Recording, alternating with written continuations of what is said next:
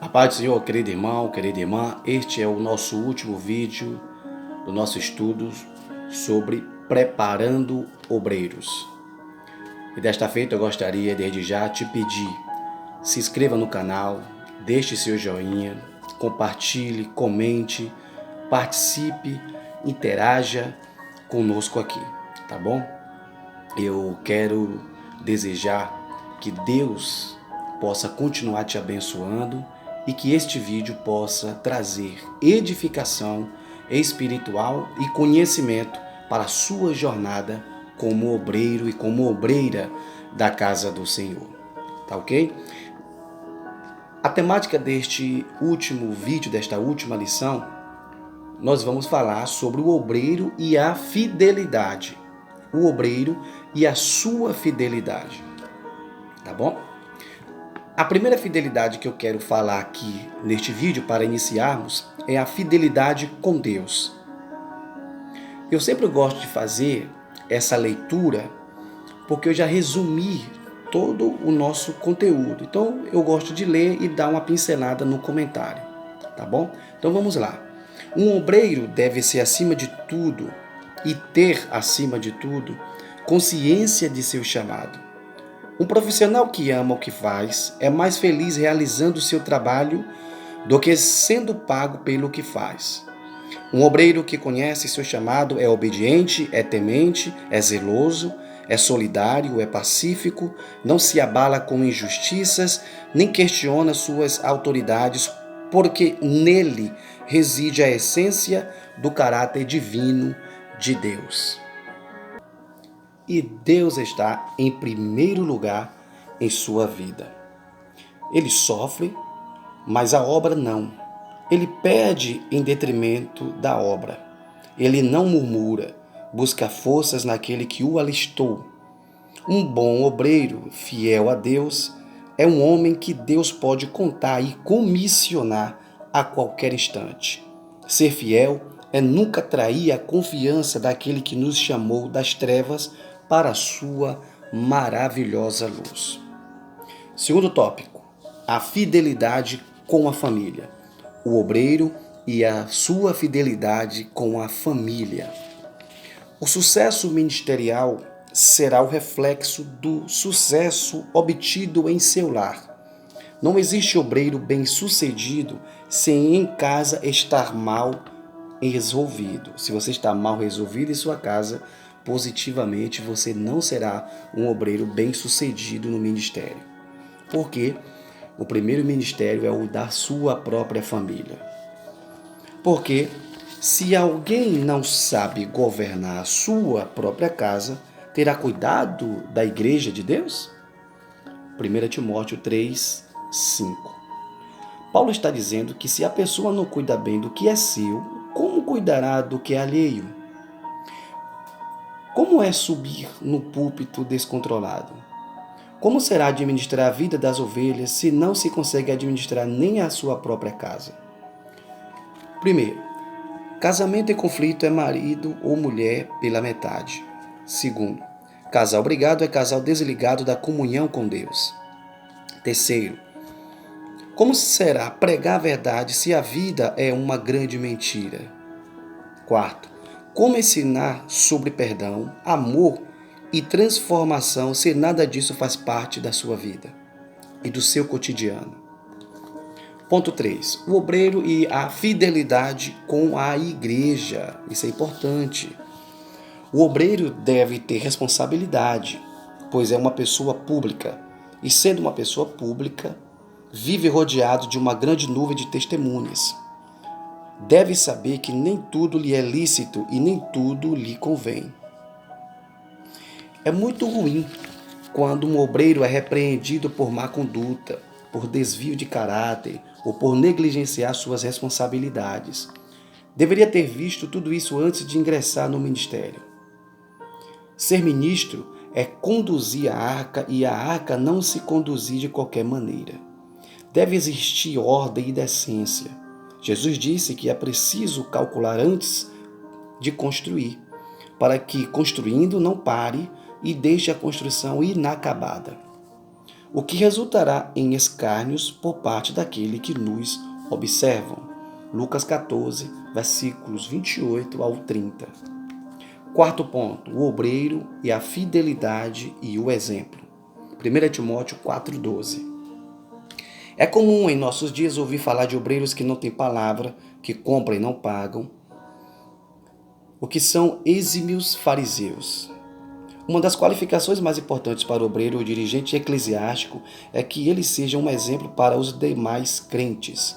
A palavra grega traduzida por exemplo é tupos, que significa modelo, imagem, ideal ou padrão. O obreiro ou pastor, antes de qualquer coisa, deve ser um modelo de fidelidade, de pureza e de perseverança no viver religioso. Sua conduta perante os que estão nas suas proximidades ou na sua redondeza ou na sua incumbência, precisa tomar cuidado, porque as pessoas observam. E não somente os que são domésticos da fé, os irmãos da igreja, a sua família, o seu vizinho, mas também aqueles que estão de fora, aqueles que não são cristãos. O comerciante que abriu as portas do seu comércio para que este obreiro comprasse, esta lojista que abriu a porta da sua loja para que este obreiro, esta obreira comprasse, acreditando na idoneidade, no caráter cristão que essa pessoa precisa ter, e muitas das vezes certos cristãos não cumprem com seu papel, primeiro de cidadão, de ser honesto como cidadãos, e segundo, falham feio neste quesito. Então, esta conduta precisa ser irrepreensível e ilibada. 1 Timóteo 3, versículo 7, versículo 7 e 1 Coríntios 11, 1. Quinto ponto, o obreiro e a fidelidade e a humildade. João 13, versículos 14 ao 15. O que nos trouxe à comunhão com Deus foi um perdão imerecido, que força alguma fizemos para obtê-lo. Esse perdão deve gerar em cada um de nós a convicção de que o que somos é um mérito exclusivo de Deus. O ato de lavar os pés era para os mais inferiores. Os discípulos eram que deveriam lavar os pés de Jesus, por ser ele um rabino e um mestre. A atitude de Jesus apresenta seu próprio caráter. Servir é um dom supremo. O exemplo de Jesus ultrapassa os limites da humildade e do amor. Ele lavou até os pés de seu traidor, lavou os pés daquele que o negaria por 3 vezes, lavou os pés dos filhos de Zebedeu que desejavam sentar ao seu lado em sua glória, lavou os pés de Tomé, o discípulo incrédulo. Jesus deixou claro que em seu coração não havia espaços para rancores. Ele poderia ter inimigos, mas não era inimigo de ninguém. Ele nos ensinou que ser humilde também é ser como se não fosse e ter como se não tivesse. Uma pessoa vale do que ela faz. Seu gesto apresenta um perdão futuro, que foi oferecido antes mesmo de eles errarem. Lavar os pés significa preparar o caminho de volta para aqueles que errariam posteriormente. Observação. Grandes homens de Deus são conhecidos porque construíram pontes em lugar de muros. Jesus deu o exemplo. Se quisermos ser grandes líderes, devemos aprender a dar segundas e quantas oportunidades forem necessárias. Mais tarde, eles puderam entender a grandeza daquele momento. Sexto ponto, o obreiro e a fidelidade e a integridade. Integridade significa mais do que dizer a verdade. Significa fazer coisas certas. A palavra vem do latim integritas e quer dizer inteireza física, inteireza moral, retidão. A integridade está para o caráter do indivíduo, como a saúde está para o corpo, ou como a visão perfeita está para os olhos. Uma pessoa íntegra não é dividida, o que é duplicidade, nem fingida, o que é hipocrisia. Então, uma pessoa íntegra não é dividida ou que tem os sentimentos duplos, de duplicidade, fingimento. e de hipocrisia. A vida desse obreiro precisa ser harmoniosa e de todas as coisas operam em harmonia. Pessoas íntegras nada têm a esconder, nada temem. Suas vidas são livros abertos, são inteiras. Jesus tornou claro que a integridade envolve toda a pessoa interior, o coração, a mente e a vontade. O íntegro não ama a Deus e o mundo ao mesmo tempo. Seu coração está no céu, pois é lá que já se encontra o seu tesouro. Vamos para o 7º ponto aqui. O obreiro e a fidelidade ao dízimo. Ser um obreiro dizimista é estar enquadrado na submissão a Deus e a seus líderes. Como pode um obreiro ou dirigente exigir que seus liderados sejam dizimistas se ele próprio não é exemplo? O dízimo não é uma obrigação religiosa, mas um ato de fidelidade para com Deus. Ele não nos pertence, mas fica em nosso poder. Deus espera que venhamos devolvê-lo por uma sã consciência. Não é a obrigação ou a religiosidade do dízimo que nos transportarão para a prosperidade, do dízimo que nos colocarão na terra prometida, mas sim a entrega consciente daquilo que eu sei que, além de não me pertencer, suprirá a expectativa divina. O único lugar na Bíblia que Deus manda fazer prova dele é nos dízimos e nas ofertas. Por quê? O dízimo é um ato de confiança do homem para com Deus e de Deus para com o homem. 8º, a fidelidade do obreiro e as ofertas. A oferta também é parte integrante do culto e da adoração. O bom obreiro deve ser ofertante e deve conduzir seus liderados a experimentar as bênçãos divinas através do exercício de ofertar. É horrível quando passa a salva pelo púlpito e os obreiros, além de não ofertar, ainda colocam a mão vazia, como se nela houvesse alguma coisa. O bom obreiro deve ministrar a oferta e orar pela bênção de seu povo. Perdemos tempo com tantas coisas que não edificam durante o culto e tal ato fica obscuro e sem sentido. Porque se oferta tão pouco? A resposta é: como vou ofertar se não sou estimulado a fazê-lo? O segredo de ter é dar, e temos porque nós damos a Deus.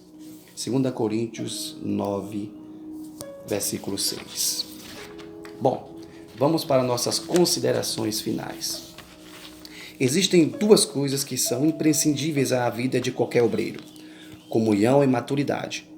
Essas duas qualidades não podem ser confundidas, mas devem ser combinadas para que o obreiro avance e salte os grandes obstáculos de seu ministério. A comunhão nasce da busca da devoção, do temor e da aplicação pessoal e individual de cada crente. A comunhão nos conduzirá a uma certa intimidade com Deus que nos capacitará a grandes feitos em seu nome. Mas a comunhão nos isenta das provações e do aperfeiçoamento divino. A comunhão com Deus nos levará a conhecer os caminhos de Deus, mas a maturidade nos levará a conhecer a nós mesmos.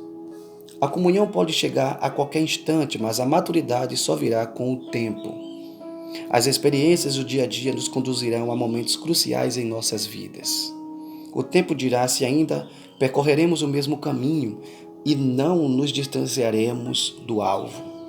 Existem excelentes obreiros com muita comunhão diante de Deus que acreditam piamente que a cada momento e a cada instante precisam de mais e mais e mais intimidade, de entrega e vida devocional. Que você possa ser esse obreiro. Eu espero ter trazido para você durante esses 6 vídeos aqui edificação espiritual para a sua vida, para a sua alma, para o seu ministério. Você que almeja o episcopado, boa obra deseja. Você que já é um obreiro consagrado, separado, mantenha-se firme nesse chamado. Mantenha-se firme nessa vocação que o Senhor lhe chamou.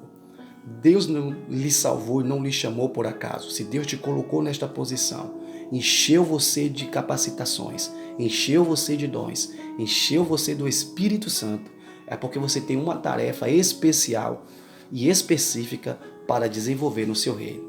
Por isso, fique atento, vigilante, operante e fique na dispensação e fique na brecha, porque Deus quer te usar. Que Deus abençoe sua vida, em nome de Jesus. Amém.